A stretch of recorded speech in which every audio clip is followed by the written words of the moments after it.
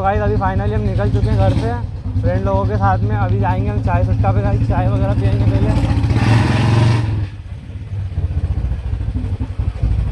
तो गाइस कुत्ते पीछे लग गए, साउंड काफ़ी तगड़ा है। गाइस साउंड चेक करो।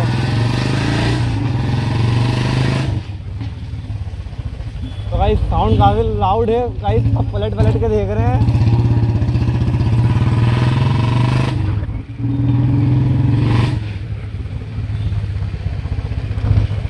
तो गाइस बुलेट चलाने का मज़ा अब आ रहा है। गाइस पहले साउंड जो था काफ़ी कम था और अब जो है काफ़ी लाउड साउंड है।